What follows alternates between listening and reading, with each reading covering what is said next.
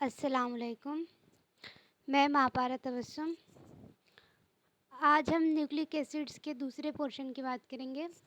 जैसे कल मैंने आपको बताया था डीएनए के बारे में और थोड़ा बहुत मैंने आरएनए के बारे में भी बताया था कि आरएनए और डीएनए में क्या फ़र्क होता है। तो आज हम थोड़ा सा आरएनए के बारे में आपको बताते हैं। आरएनए क्या है, उसका स्ट्रक्चर कैसा होता है। ओके, चलिए देखते हैं। आइए,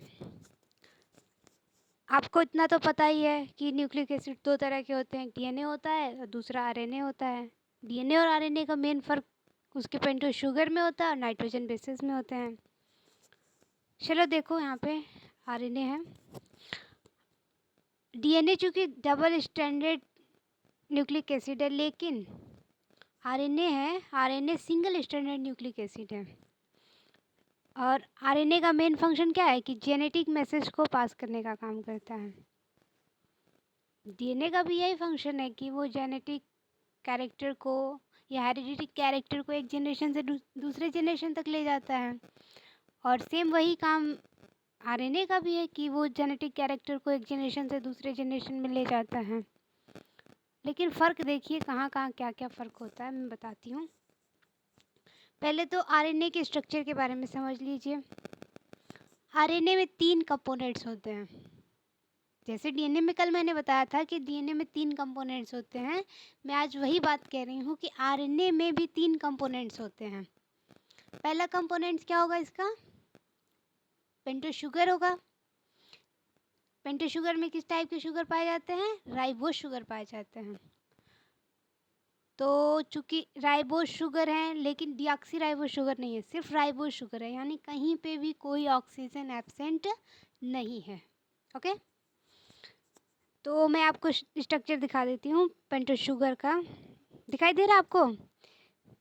फर्स्ट कार्बन पे भी ऑक्सीजन लगा है, सेकेंड कार्बन पे भी लगा है, थर्ड पे भी लगा है, गौर से देखिए, फिफ्थ पे भी लगा है, फोर्थ पे भी लगा है ना। चलिए, फिफ्थ पे भी है, फोर्थ पे यहाँ से।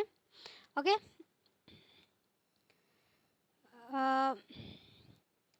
तो आरएनए में पेंटोज शुगर पाया जाता है जिसमें किसी भी पोजीशन पर कोई भी ऑक्सीजन एब्सेंट नहीं होता है, यानी राइबोज शुगर पाए जाते हैं। दूसरा इनका जो कंपोनेंट होता है वो नाइट्रोजन बेसेस होंगे। नाइट्रोजन बेसेस में कल मैंने आपको प्यूरिन्स और पिरामिडिन्स के बारे में बताया था, तो इसमें भी प्यूरिन्स और पिरामिडिन्स होते हैं। लेकिन इसके केस में, आरएनए के केस में, मैं बता देती हूँ कि इसमें प्यूरिन्स होगा, प्यूरिन्स में एडेनिन होगा, ग्वानिन होगा। ओके, और पिरामिडीन के केस में, पिरामिडीन में साइटोसिन होगा और यूरेसिल होगा। थाइमिन नहीं पाया जाता है, यहाँ पे थाइमिन को कट कर दीजिए। ओके, इसके अलावा आरएनए में फास्फोरिक एसिड पाया जाता है, सेम वही फास्फोरिक एसिड जो डीएनए में पाया जाता है। तो जनरल ऐसे समझ लो कि आरएनए में 3 कंपोनेंट्स पाए जाते हैं। पहला कंपोनेंट जो है वो पेंटोज शुगर है, पेंटोज शुगर के केस में राइबोज शुगर पाया जाता है। दूसरी बात ये याद रख लो कि इसमें नाइट्रोजन बेसेस होते हैं। नाइट्रोजन बेसेस में 2 तरह के बेसेस होंगे, एक प्यूरिन्स होंगे और दूसरे पिरामिडिन्स होंगे। तो आरएनए के केस में जो प्यूरिन्स होते हैं वो एडेनिन होता है और ग्वानिन होता है, और जो पिरामिडिन्स होते हैं, पिरामिडिन्स में साइटोसिन होता है और यूरेसिल होता है। थाइमिन नहीं पाया जाता है। ओके, डीएनए और आरएनए का मेन फ़र्क नाइट्रोजन के केस में, नाइट्रोजन बेसिस के केस में थाइमिन और यूरेसिल का फ़र्क होता है। डीएनए में थाइमिन पाए जाते हैं, जबकि आरएनए में थाइमिन की जगह यूरेसिल पाया जाता है। ओके, फिर इसमें फास्फोरिक एसिड पाए जाते हैं। तीसरा कंपोनेंट इसका फास्फोरिक एसिड है। इसके बाद हम कुछ और बात करते हैं। इतना तो मेरे ख्याल से सबको बहुत आराम से समझ में आ गया होगा, कोई दिक्कत की बात तो है नहीं। चलो देखो आगे, जो आरएनए बना था पहली बार, वो डीएनए से ही बना था। न्यूक्लियस का आपने नाम सुना होगा, सेल के अंदर न्यूक्लियस पाए जाते हैं। तो न्यूक्लियस के अंदर एक प्रोसेस हुई जिसमें डीएनए से आरएनए बन गया। अब उस आरएनए को न्यूक्लियोलस, न्यूक्लियस के अंदर एक छोटा सा स्ट्रक्चर पाया जाता है, गोल सा, उसको न्यूक्लियोलस कहा जाता है। तो सबसे पहले डीएनए से आरएनए बना था और वो आरएनए न्यूक्लियोलस में स्टोर किया गया। लेकिन न्यूक्लियोलस से कुछ आरएनए कहाँ निकल गए? न्यूक्लियस से बाहर न्यूक्लियर पोर होते हैं, न्यूक्लियर पोर के रास्ते वो साइटोप्लाज्म में आ गए। साइटोप्लाज्म सेल का प्लाज्म है। तो सबसे पहले जो आरएनए बना था वो डीएनए से बना। किस में बना? न्यूक्लियस में बना। और न्यूक्लियस में बनने के बाद वो न्यूक्लियोलस में स्टोर हो गए। और न्यूक्लियोलस में स्टोर हो गए, लेकिन कुछ उसमें के जो आरएनए थे वो बाहर साइटोप्लाज्म में भी आ गए। यहाँ तक क्लियर है? आरएनए का मेन काम क्या है, मेन फंक्शन क्या है आरएनए का? आरएनए जो होते हैं वो साइटोप्लाज्म में फ्री फॉर्म में फ्लोट करते हैं, तैरते रहते हैं। और ये या फिर कभी-कभी साइटोप्लाज्म में जब तैरते हैं तो तैरते-तैरते सेल मेम्ब्रेन से भी जुड़ जाते हैं, चिपक जाते हैं। और कभी-कभी ये राइबोसोम्स में चले जाते हैं या माइक्रोसोम्स में चले जाते हैं, है ना? जब ये राइबोसोम्स में जाते हैं या माइक्रोसोम्स में जाते हैं तो वहाँ पे जाके ये बहुत ज़्यादा एक्टिव हो जाते हैं, है ना? तो ये जनरल आरएनए के बारे में है कि आरएनए सबसे पहले डीएनए से बना था न्यूक्लियस में, फिर न्यूक्लियस से न्यूक्लियोलस में स्टोर हुआ, कुछ पोर्शन उसके निकल गए न्यूक्लियोलस से और न्यूक्लियोलस से निकल के साइटोप्लाज्म में आ गए। फिर कुछ ऐसे थे जो साइटोप्लाज्म में तैरते-तैरते सेल मेम्ब्रेन से चिपक गए, कुछ ऐसे थे जो कि राइबोसोम्स में चले गए, कुछ माइक्रोसोम्स में चले गए और राइबोसोम्स माइक्रोसोम्स में जाके एक्टिव हो गए। ओके? इसके बाद देखिए हम देखते हैं टाइप्स ऑफ आरएनए। आरएनए कितने तरह के होते हैं?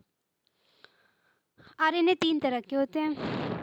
यहाँ लिखा है आपके सामने एमआरएनए, जिसको मैसेंजर आरएनए कहा जाता है। एम का मतलब मैसेंजर।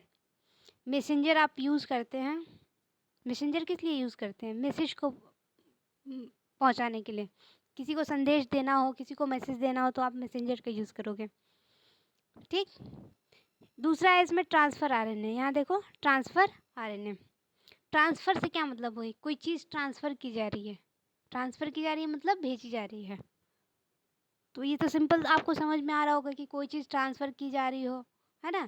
तो ट्रांसफ़र आरएनए में भी कुछ ऐसा ही फ़ंक्शन होता है। फिर राइबोसोमल आरएनए। राइबोसोमल जो है वो राइबोसोम से बना है। राइबोसोम्स में होने की वजह से इसको राइबोसोमल आरएनए कहा जाता है। तो 3 तरह के आरएनए होते हैं। एक एमआरएनए, जिसको मैसेंजर आरएनए कहा जाता है। दूसरा टीआरएनए, जिसको ट्रांसफ़र आरएनए कहा जाता है। तीसरा आरआरएनए, जिसको हम राइबोसोमल आरएनए कहते हैं। ओके? अब देखो फंक्शन। यहाँ देखो डिटेल फंक्शन दिया हुआ है। चाहो तो इसका स्क्रीनशॉट ले सकते हो। इसके बाद देखो मैं रोल बताती हूँ तुम्हें।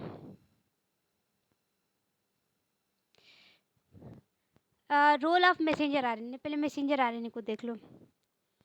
मैसेंजर आरएनए को सिंपली रूप से ऐसे डिफाइन कर सकते हैं कि कोई भी आरएनए जो मैसेज को ले जाने का काम करती है, उस तरह के सभी आरएनए को मैसेंजर आरएनए कहा जाता है। जैसे कि आप सबको पता है कि प्रोटीन सिंथेसिस आपके सेल के साइटोप्लाज्म में होती है।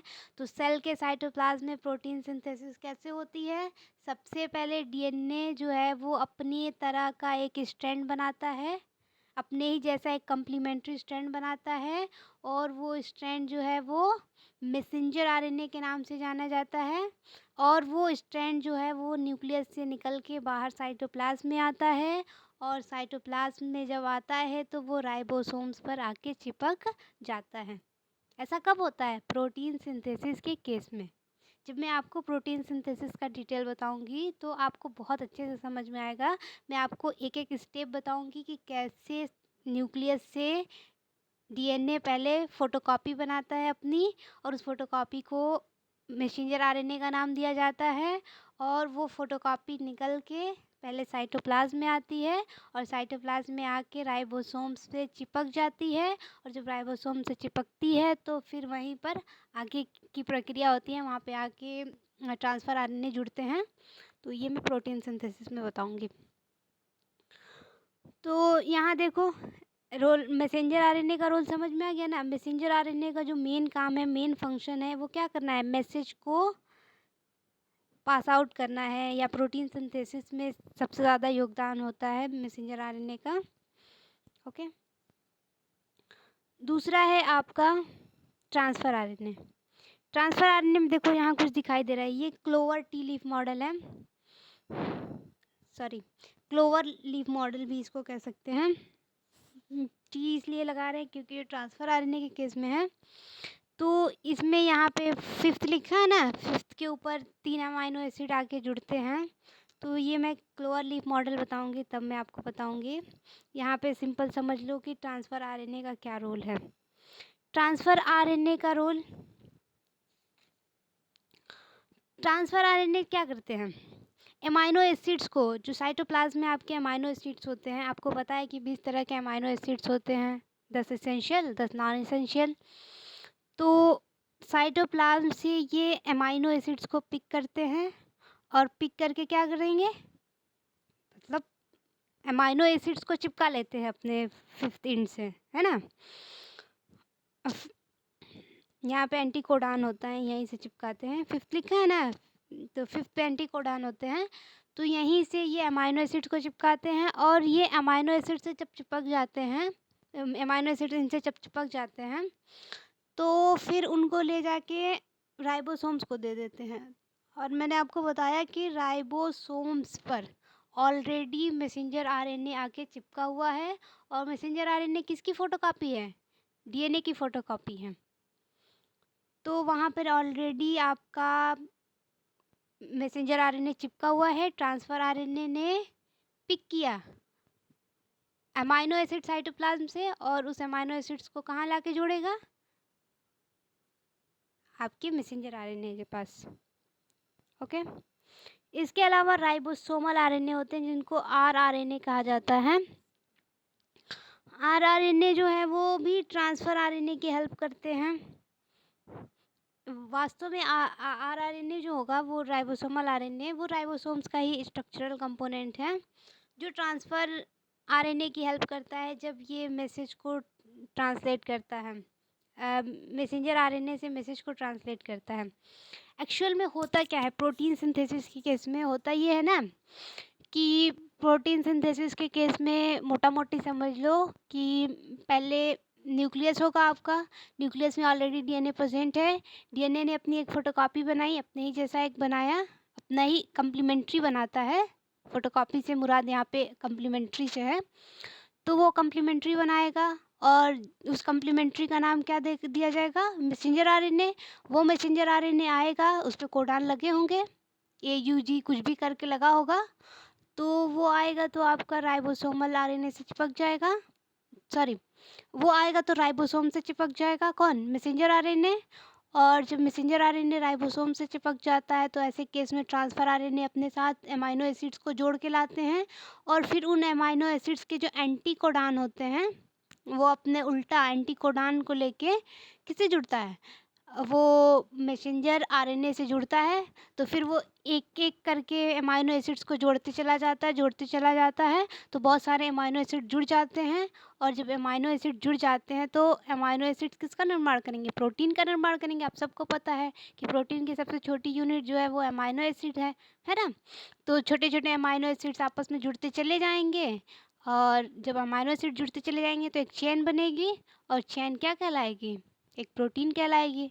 वो प्रोटीन फिर बाद में मॉडिफाइड होकर, पहले ही प्राइमरी प्रोटीन होगा, फिर मॉडिफाइड होकर सेकेंडरी प्रोटीन बनाएगा, फिर मॉडिफाइड होकर टर्शियरी प्रोटीन बनाएगा। तो ऐसा कब होता है, प्रोटीन सिंथेसिस के केस में। तो जब आप प्रोटीन सिंथेसिस का डिटेल पढ़ोगे तो मैं आपको इसका डिटेल बताऊंगी। अभी ऐसे जनरल समझ लो, वहाँ पे और अच्छे से आपको समझ में आएगा।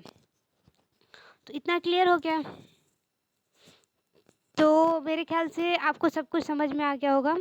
यहाँ देख लो इसका स्ट्रक्चर, गौर से देख लो आरएनए का स्ट्रक्चर। उम्मीद है कि आपको सब समझ में आया होगा। नहीं समझ में आया होगा पूछ लीजिएगा, मैं कहाँ जाने वाली। ओके।